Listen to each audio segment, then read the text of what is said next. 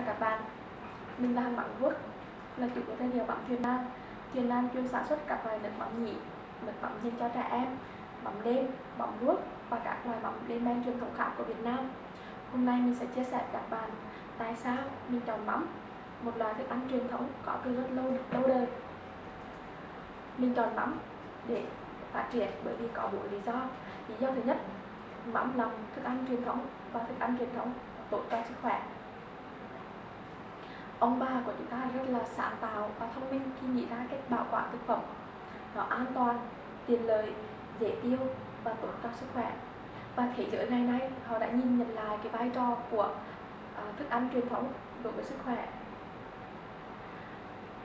và họ phát hiện ra rằng người dân ở nước nào thì nên ăn cái thực phẩm của nước đó, và việc thay đổi cái chế độ ăn nó sẽ làm tăng nguy cơ của các bệnh nội tiết, đặc biệt là bệnh tiểu đường.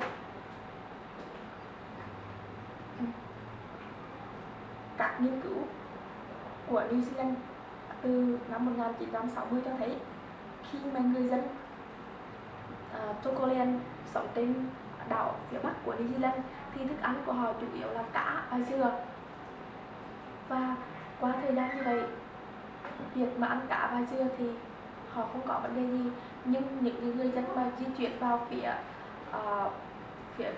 đảo chính của New Zealand thì họ làm quen với các loại thức ăn như là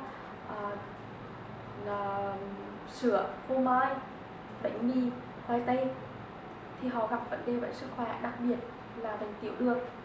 Các nghiên cứu từ năm 1960 cho thấy những người mà sống ở đảo chính của New Zealand thì nó có tỷ lệ tiểu đường cao gấp 1,6 lần đối với nam giới và cao gấp đôi đối với nữ. Và tương tự như vậy, người thổ dân Úc là người Aboriginal thì truyền thống của họ đó là ăn các thức ăn săn bắt và hái lượm. Nhưng sau đó khi họ chuyển qua ăn chế độ giống như người Úc thì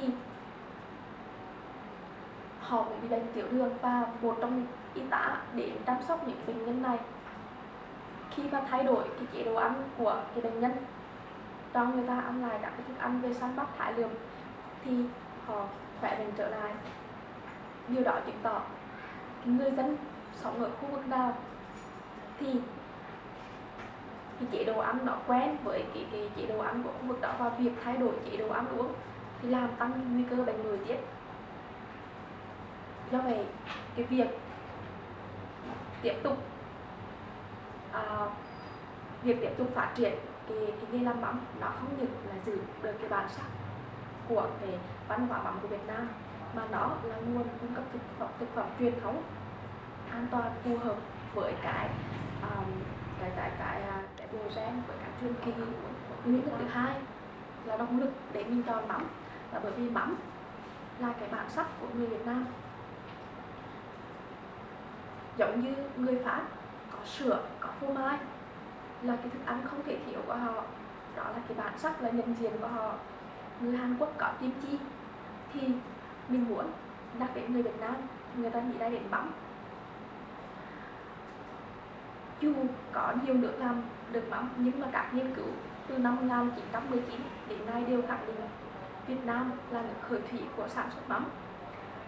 Và ông bà mình đã rất là sáng tạo, thông minh khi mà nghĩ ra cái cách bảo quản thực phẩm rất là thông minh, rất là sáng tạo và tốt cho sức khỏe như vậy. Trải qua hàng ngàn năm Bắc thuộc, trải qua 1.000 năm Bắc thuộc, nhưng cái văn hóa làm mắm nó vẫn không lẫn được với cái văn hóa nước tương, xì dầu. Và sau này khi mà ranh giới giữa các quốc gia nó thu hẹp lại, các quốc gia lúc đó là các cộng đồng người sống với nhau, thì điều gì làm cho các cộng đồng người này khác biệt? Đó chính là cái bản sắc. Và cái quốc gia nào mà giữ được cái bản sắc đó thì quốc gia đó sẽ tồn tại. Và mình tin khi nhắc đến Việt Nam, mọi người đều nghĩ đến đó là các loại mắm, đó là sự đa dạng phong phú của các loại mắm. Đó chính là cái giá trị về văn hóa, về tinh thần của người Việt Nam mà nó là động lực để cho mình theo đuổi cái dự án bảo tồn mắm này. Cái lý do thứ ba mình chọn mắm là bởi vì mình tin mắm là cái gốc của phát triển bền vững, là cái gốc của tăng trưởng xanh. Mình tin cái sự phát triển bền vững của mỗi quốc gia nó có thể chỉ đạt được khi mà các cái giá trị truyền thống được lưu giữ, con người chúng ta hợp với thiên nhiên.